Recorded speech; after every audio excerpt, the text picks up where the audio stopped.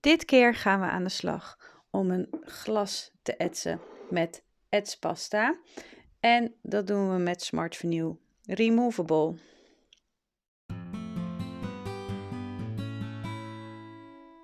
Hallo allemaal, welkom. Ik ben Bianca van Be Creatief en wat fijn dat je weer kijkt naar een video van mij. Denk even om op liken te drukken en op abonneren, dat zou echt top zijn. Om het glas te kunnen etsen kies ik eigenlijk gewoon hier bij afbeeldingen, leuke afbeeldingen. Mijn zoon wil heel graag nog een glas van een kat, dus ik kies voor een kat. En hij koos voor een afbeelding, deze, die namelijk heel erg op onze kat lijkt. Dus die heb ik toegevoegd. Die zie je hier. Deze gaan we even printen. Ik heb nu de maat 9,48 centimeter bij 7,13 centimeter. Je zou kunnen kiezen voor een schabloon, dat staat hier. En ik kies even voor glas. En dan kan je hier kiezen voor drinking glass. En dan zie je dat hij erop past. Wel is het zo, als je hier op drinking glass kiest, kun je nog de maat uitkiezen hier. 18 custom. Ik zou bijvoorbeeld op custom kunnen zetten. Alleen is de maat van mijn glas een beetje lastig te bepalen. Dus ik hou hem gewoon op 12. Dat is helemaal prima, want het buigt toch om. Hij heeft een mooie hoogte. En dan kunnen we hem gaan maken.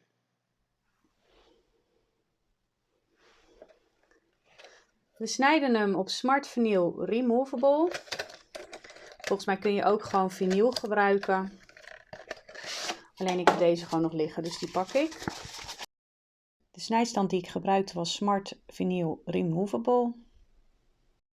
Het is belangrijk dat voordat je het op het glas gaat plakken, je het even met alcohol goed schoonmaakt. De alcohol doe je gewoon weg op het doekje.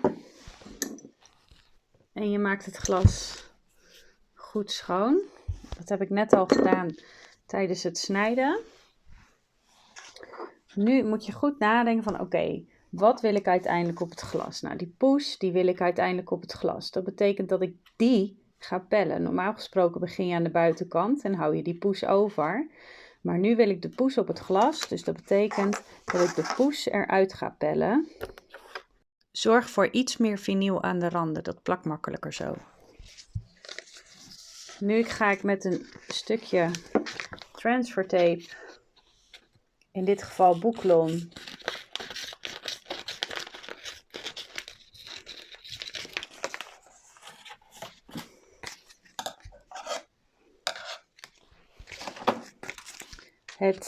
de poes op het glas plaatsen.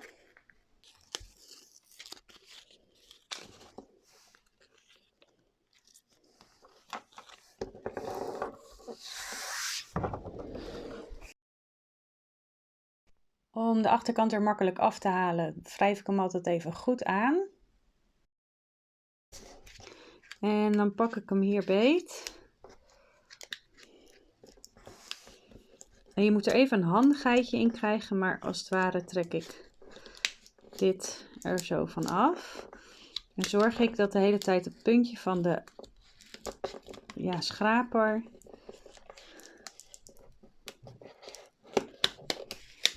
er een beetje in blijft. Oh, soms lukt het even niet.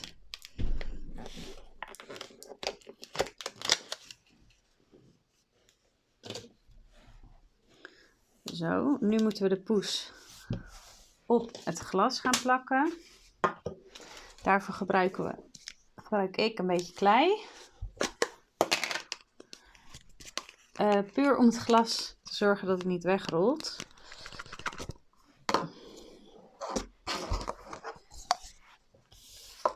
Want klei is ook weer vet, dus als je dit gebruikt, zorg ervoor dat het niet aan de kant komt waar je gaat etsen.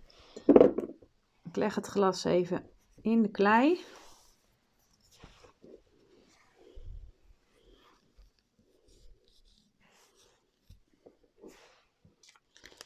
En nu ga ik hem erop plakken.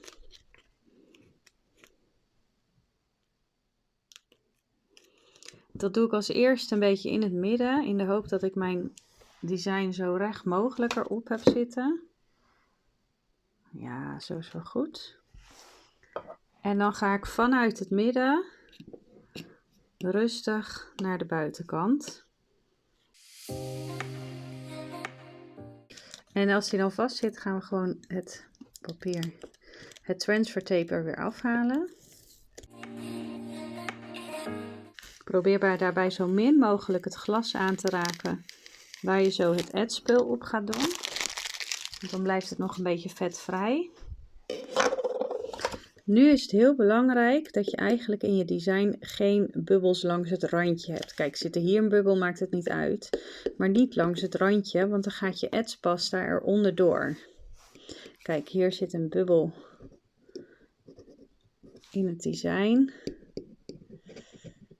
Die gaan we er even goed uitwrijven.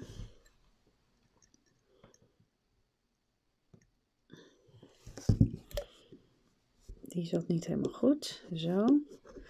Kijk, hier zit een bubbel aan de buitenkant, maar is die wel gesloten hier. En dan maakt het niet zoveel uit. Maar zit de bubbel dus aan het randje van je design, dan moet je hem echt even eruit wrijven.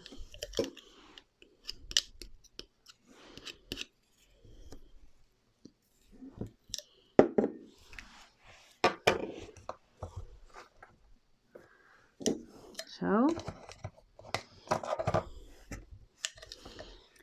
Nu ga je alle randen afplakken met schilderstape, omdat de rest van het glas, dat moet niet geëtst worden.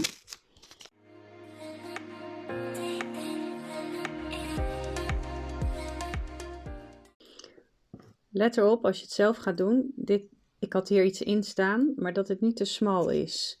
Want als het te smal is, wordt het een beetje lastig afplakken.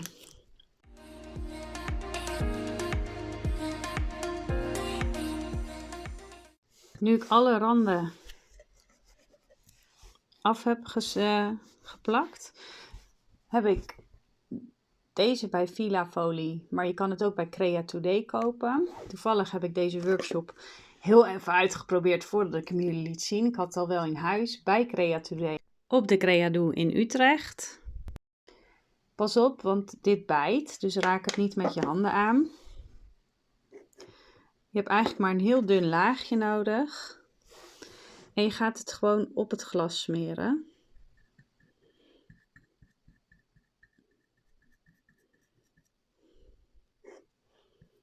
Over je hele design heen. Op de Creado. Bij Crea Today liet ik hem heel even 5 minuten zitten. En een ander glas 10 minuten ongeveer. En ik merkte dat 5 minuten was net iets te kort. En 10 minuten was een beetje lang. Dus wacht gewoon even een aantal minuten. 7. Probeer het uit, zou ik zeggen. En vervolgens kun je hem loshalen. Afspoelen en loshalen. Dus we gaan even wachten. En we laten hem even intrekken. Nu het er ongeveer 7, 8 minuutjes heeft opgezeten, ga je het glas onder het water afspoelen.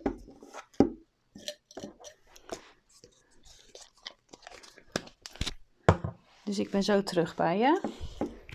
Ik heb het glas onder de kraan afgespoeld. Met tape en al. En nu gaan we hem maar afhalen.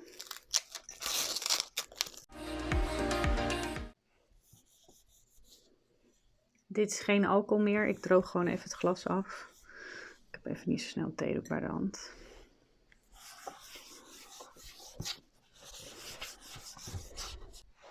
En dan is dit het resultaat. Je ziet heel leuk het poesje op het glas staan. Het zit er echt duidelijk in. Je voelt er niet heel veel van. Maar zo simpel is het om een glas te etsen. Bedankt voor het kijken. Denk aan het liken en het abonneren. Want er komt nog veel meer, want je kan zoveel met deze kleine krachtpatser. Is er nog iets dat jij wil zien? Of heb je een tip of een aanvulling? Of wil je nog iets weten? Laat gerust een reactie onder. Fijne dag!